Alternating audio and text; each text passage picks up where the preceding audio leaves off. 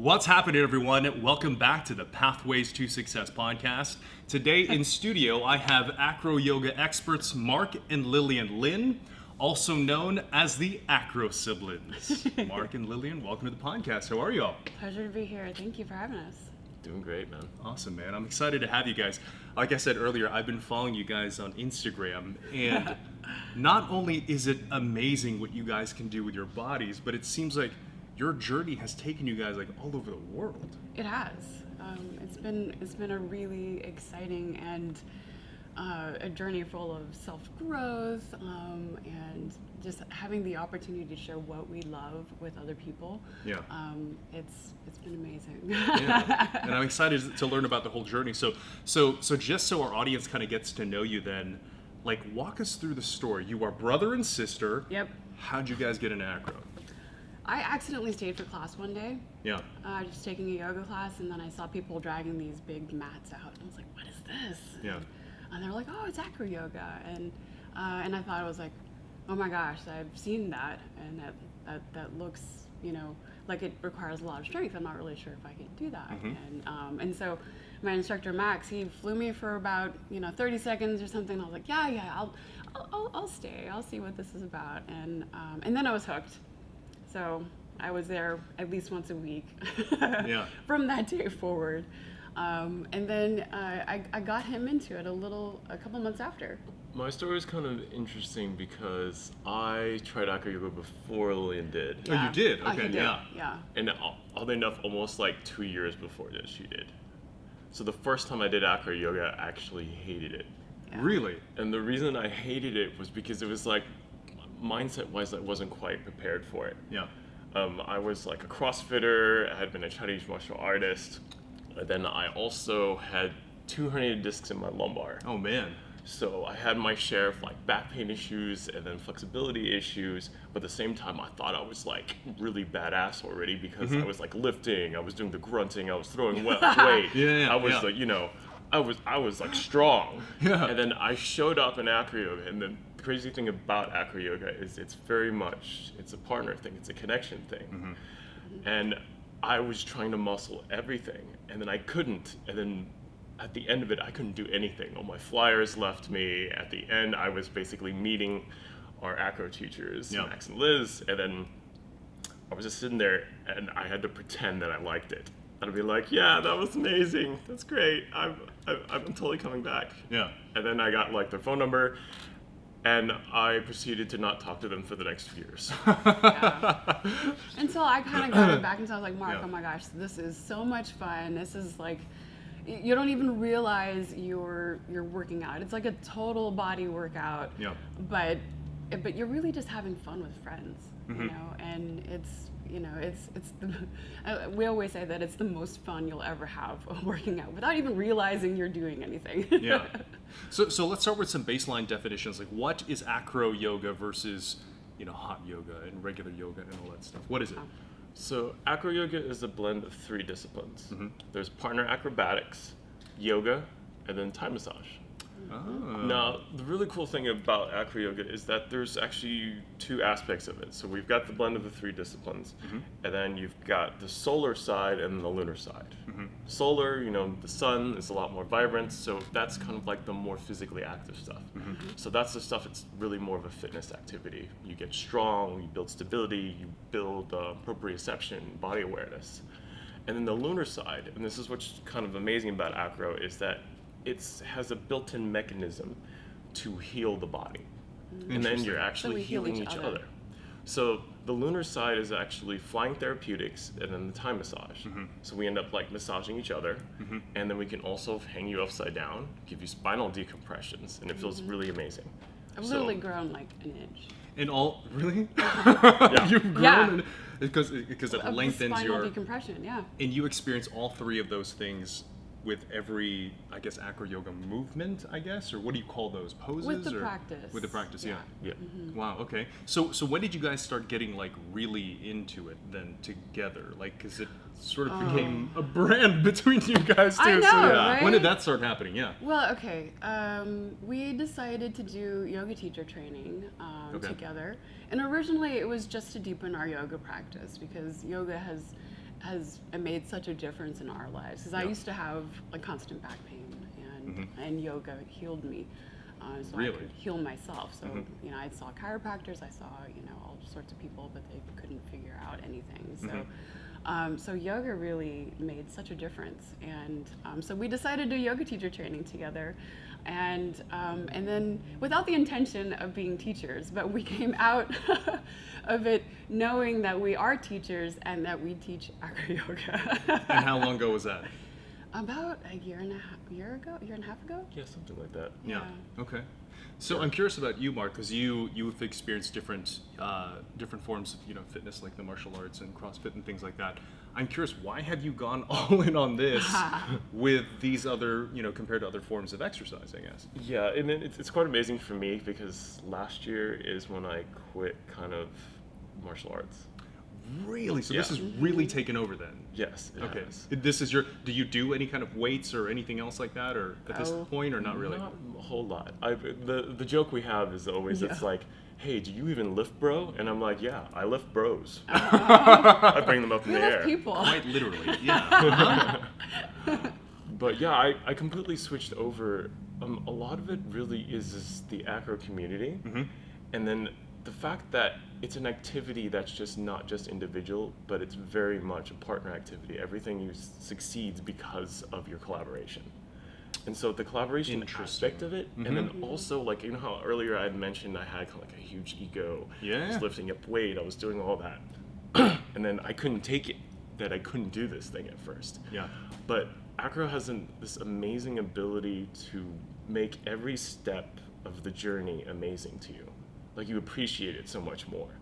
Whereas when I was doing a lot of other fitness activities, and I loved everything, like don't get me wrong, I loved CrossFit, I loved doing martial arts, but there was a lot more like negative reinforcement instead of positive reinforcement. And then acro, everything's about, and this is kind of like the yoga portion of it, because yoga is very much about like self-acceptance, and then in that acceptance, growing from it. So one of the things that I learned from that was that the best way to move forward is to accept where you are and love where you are.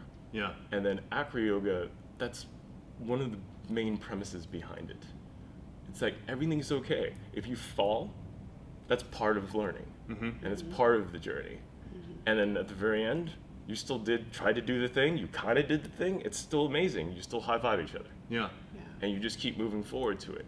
So it was that ability to connect people, and then at the same time build trust and like build people up. Yeah. Instead of breaking them down and then very rebuilding, empowering. breaking them down and rebuilding, which was kind of what a lot of my other disciplines were. Yeah.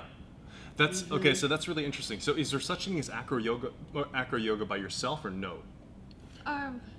Not Not really. really. There's acroyoga Yeah. conditioning Yeah. Yes. Right. by yourself, but it's even the conditioning.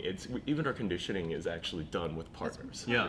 Yeah. Yeah, good, because that's what I'm finding very interesting, because, as we'll go into it, you mentioned there's like team building and relationship benefits to this as well. Inherently, you're doing this with another person. It's like you have to work together in order for you to accomplish, what are they called? Are they called poses? Like when I see you guys flying in the air, what is that called? Yeah. So it's like poses, and then we have transitions. Transitions between poses. Got it. Yeah. So usually we'll Interesting. come up with, or usually we'll be doing a washing machine, which is a sequence of poses with transitions that ends where it begins, so that you can do it over and over again. Interesting. Tell me more about the community, because when I see your Instagram pictures, it's like you're on these like beautiful like scenery. Like where are you at? Like where has this journey taken you? Oh my gosh. We have taught at yoga retreats around the world. So we've taught in Tulum, Mexico. We've taught in Nicaragua. We've taught in Costa Rica.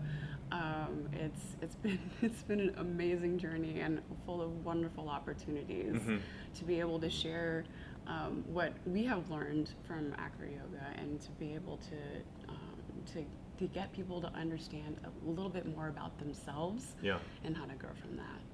So, The way, or our teaching philosophy when it comes to workshops and classes, and this is something that was kind of instilled in us from our yoga teacher training, was one of the coolest things ever, actually, because normally when you teach a class, you're thinking, oh, this person is going to teach me something. So as a teacher, your job is to convey knowledge, can give some exercises, and then allow the person to learn.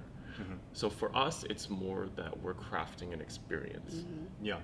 So really what it is that you're creating an environment and creating an experience so that when the student or the participant, the attendee comes, that they can be in that experience and then discover something on their own. Like very much a lot of it has to be their own doing. We just set the stage for it. Interesting. Let's talk about some of those benefits, because the Pathways to Success podcast is really about helping people sort of achieve, their absolute best. And I have a lot of entrepreneurs, I have a lot of business people, and there's a lot of direct application of the benefits you've experienced from Acroyoga into the business community. What are some of those things? Well, I guess we can talk about it on the workshop that we're Yeah, launching sure, very absolutely, soon. yeah. Yes. It is actually called Squad Goals. Squad goals. Squad goals, how Okay. to co-create. How to co-create. Okay, that's Yes. Yeah. So we have an interactive workshop and it focuses on communication for creative problem solving. So we Interesting. use partner yoga as a learning vehicle Yeah. to get people to understand how to trust themselves, how to trust other people, and how to communicate effectively. Interesting. And okay, so this is really interesting, especially 'cause knowing your backgrounds too. Yes. So Lillian is, how would you describe yourself? I'm a user experience architect. User experience, right? And Mark is, I'm a web developer and I'm also a cybersecurity engineer. so like engineering and creative together, putting this together, it's like that creative piece and I got goosebumps just saying that, because it's just such a great blend, you know what I'm saying? Like that whole yin and yang thing, it's a perfect fit. So tell me about, like, you said communication and trust. Yes. How does Acro actually improve that? How does it translate into the business world? Oh my goodness. Yeah, so it's actually very cool that you mentioned kind of like the differences in our roles and then what we kind of bring to the table when we became the Acrosiblins. Because what we want to do, especially with the workshop, is that we want to show you that, or give you this experience where it parallels things that you might be doing in like the corporate world. Okay. So normally because I have more of an engineering background, I tend to think of my contribution to a project being more kind of like I build the foundation, I do all the technical work. Yeah. And then so if you're thinking maybe digital products, there's there's actually developers. So that's what I am. So he is a developer. Yeah. But then you have like, your kind of like art directors, and then you have your user experience architects who are like a little bit more higher level from there, and they're more connected to the user and then aesthetics, and then there's something pretty and beautiful, and then there's the art to it. So, and then you have kind of your program managers and then project managers who just they see things from the higher level, and they just make sure everything comes together. Those roles are represented in Acroyoga. Interesting. So the developer, the guy who's the back end, who's the foundation, who really, everything will fall apart if that person's not there because they have to do the nitty gritty. Yeah. That's your base. Right. So the base is the person usually on the bottom when we're doing Acroyoga. And the flyer is kind of more the user experience architect, And so then a flyer is the person that's in the air? and the flyer is the Okay. person who's balanced on the base. Gotcha. Okay, yeah. And then we always have a series of spotters. Spotters keep everybody safe. And the spotters are basically like your program managers, the ones who can see everything from like the bird's eye view, and they can see everything from the top, and they can even move around and then see things from different angles. And ensure safety. Yeah. Because if you think about it, the base, we do, normally what we do is a whole lot of, there's also standing acrobatics, but there's also L basing. So from an L basing is because you make an L with your body, your feet are up and then your back is on the ground. Yeah. So my perspective is I'm looking up and I can kind of see where my flyer is, but I don't know what she looks like from the side. Yeah. So now we have a spotter. The spotter can say, hey, I need your foot should be a little bit higher. It looks like you're not pouring enough weight on this side. Yeah. I mean, I can feel some of that stuff, but I only have my perspective as the base. As the flyer, I'm just looking down, and maybe I can look off to the side, but I have no idea what I look like. Wow. So that in that way, that's how we can get people to collaborate, because you combine all points of view in order to solve a problem. And it's like immediate gratification, because it's not something abstract that you have to wait to see the result. Yeah. The It's result all in right your there. face. Yeah. Yeah. Oh, that's really interesting. And it forces you to collaborate right now, because Yeah. if you're not collaborating, someone's going to be toppling over to the side, and then we'll have to save that person, then come down. Okay. So it's kinesthetic learning, really. Yes, is what and it is. I like it because it involves all the senses, right? Yes. Yeah. Okay. And I love that community aspect, the fact that everyone has to be together in order to do this, like working together. I love that, because I started a training and development company, right? I'm trying to sort of bring out the individual strengths of each of the salespeople in my programs, and also help them work better together as teams. I see the application.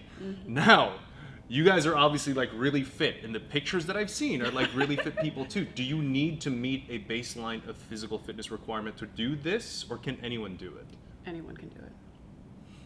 Anyone. Okay, Yeah. so like I'm straight with you, like morbidly obese people with, like how do you know that you will meet the requirements for it? You know what I mean? But just like anyone can do yoga, Yeah. Yeah. you don't have to be like mega skinny and like buff to do Yeah. any of that. So I mean, it's really about that's why we come from such a yoga background, and Yeah. we approach Acroyoga with that philosophy, is starting from a place of self-acceptance Yeah. and growing from that step by step. So it's not about like hating where you are right now and Yeah. just striving for something else immediately. Uh-huh. It is about embracing who you are and looking forward to who you will be with And- each day. I love it. And the way that you teach it, though, is there a progression? There is like Yes. steps. Okay, cool. Oh, yes, totally. Okay. Yeah. So generally, what we end up doing is that there's definitely progressions to get there. There's even progressions not just for you finding like where your body is at, but it's Yeah. also your body in relation to another person. So there's going to be a lot of progressions where you just have to find out how to get in sync with a partner. And then everybody is different weights. Maybe someone's stronger than another person. But the idea in Acro is that you're a community. You're there to support the other person. So you have to be able to communicate and find out what you need, and then what they need, and then you come together, and then you meet in the middle. And so that's what we talk about a lot. That is about awesome. learning how to communicate Yes. effectively. Is because, a lot like some people's first reaction might be to snap at the other person, or oh, it's your fault. Does that happen? It's blaming. Yeah. We've tried to steer people away from that Yeah. that kind of reaction, because Yeah. it's not productive. So instead, we encourage people to think, okay, so what are you feeling, and can you state that to everyone else in your group, the base, the flyer, the spotters, Yeah. in order for y'all to figure out what's going on in your bodies at that second, in order Yeah. to get to say, whatever pose you're trying to do. We always say it's not about getting the thing, but it's about you're trying, you're attempting, your journey to it. That is much more important than doing the thing. Yeah, Yeah. eventually you will do the thing. It might not be today, it might be tomorrow though. Yeah. I mean, you have your whole lives to work on things, but it's really, we focus on the journey. It's not a to competition. Get Yeah. there. No, it's not. I can It's- acro better than you. Yeah, that doesn't. Yeah. Yeah. We're so lucky that our community is full of loving and supportive people, that we don't feel that kind of competitive atmosphere as Yeah. other sports do. Mm-hmm. So, and that sets, in my mind, that sets us, our community apart Yeah. from others. I love it. I love it. So we talked about trust. We talked about communication. The team building thing seems really inherent, and the creative problem solving. Ooh. Yeah. Tell me more about that. Well, like in the workshop, I'm not going to try to give up too much in the workshop. Sure, yeah. But we give the class a set of tools, and then we issue a challenge. Oh, okay. There you Yeah. go. That's cool. That makes sense. In which they have to work together Yeah. in order to figure it out. I love it. And you're there to help coach. And okay, so when you run the workshop, like how many people? Like how big are these workshops? We try to keep it small. Okay. So around 20 people or so, so that we can mill around and go to each group and have enough personal time with each group. Yeah. Because the minimum number you need for each group is like 3 people, because you have like a base flyer spotter. But having multiple spotters is always awesome. So like 4, even more ideal. Yeah. You got spotter from 2 different sides. So it's like having 2 little managers. Yeah. I love it. I love it. Share with our audience what else we might need to know about Acroyoga, like as far as like why you think it's so great. oh goodness, Anything else? it's empowering. Yeah. It really is empowering because you see, the instructors do a demo or something in a class, and you're like, wow. Like, really? And then, 2 minutes later, you're doing it. Yeah. and you think, oh my gosh, like I never thought I could do this. We hear that a lot. Yeah. In classes and in our retreats, because they, a lot of people they don't have an immersion practice, so they've never been upside down. And when you're upside down, things are all confusing. Up is down, right is left. Like everything is crazy. But getting them to feel comfortable about doing something outside their comfort zone, and knowing that they can achieve whatever an inversion of some sort, it translates into the real world, because you think, okay, well, heck, if I can do this, what else is possible? Right. Yeah.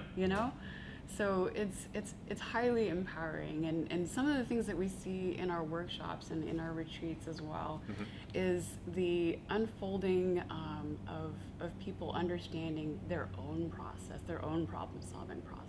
Yeah. Or how they interact with other people.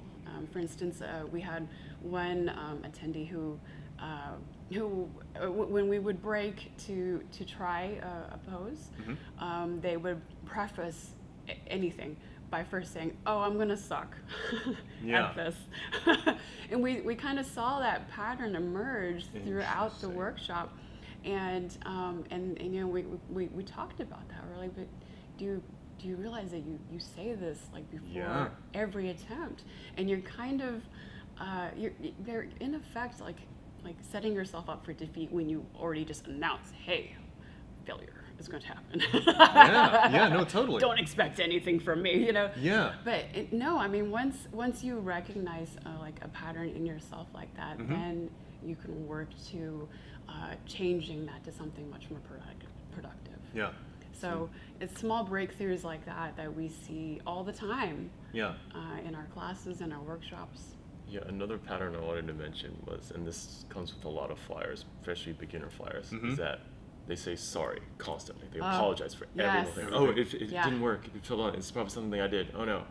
Yeah. So whenever I work with a beginner flyer, I usually tell them, every time you want to tell me you're sorry, I want you to high-five me instead. Yep. I love it. And mostly it's just because the sorry, it brings kind of like a negative connotation to everything that you're doing at that point. And then all the falls, all of the trying to wonky feelings that you have in the very beginning, they're part of the journey. And so understanding that's part of problem solving. Yeah. That you're going to have these little failures, and sometimes they're not even failures because you learn something from them. And the other thing that you have to keep in mind, especially when you're having these small failures in the context of having aggregate success, is that you have the support of the community, of the team. Yeah. And so your job is to basically just keep supporting each other. So even if one person does this, it's like, oh wait, maybe we need to do this so that we can do it better. Yeah. So yeah, we don't focus on, on the aspect of failing. I mean, because we focus on what did you learn from that. And we teach people to have that mindset, to have that point of view onto things, and then they carry that on into other aspects of their life. Yeah. So we always say that a lot of the things that we teach in class is a metaphor for life. And I'm really seeing that now. And I heard someone once say the way that you do some things are the way that you do all things. And I see this as a workshop, yes, for fitness, but at the same time, I see how those characteristic traits will sort of translate automatically into other things, right? And dude, I'm a believer, man. I see it. I can't wait to try this stuff out. So how do people connect with you? How do they learn about your workshop, following you on Instagram? Tell us all this, if you would. So you can follow us at Acrosiblins. Yeah, our last name is Lin. Makes sense, yeah. Yeah, and then we're going to be launching our website as well, so there'll be a www.acrosiblins.com. And all our contact info is on there for scheduling workshops and for learning more about us. Cool. And we'll Come make sure see to us. We would love to see you. absolutely. And we will make sure to have all their contact information in the show notes as well. So Mark and Lillian, thank you very much for coming on the podcast. I learned a lot. I can't wait to see where you guys go with this workshop. I'm a believer, and I want to work with you guys too in what I do as well. So Perfect. So awesome. And thank you all for tuning in to another episode of the Pathways to Success podcast. As always, make sure to subscribe, comment, and share, and we'll see you next time on the next episode of the Pathways to Success.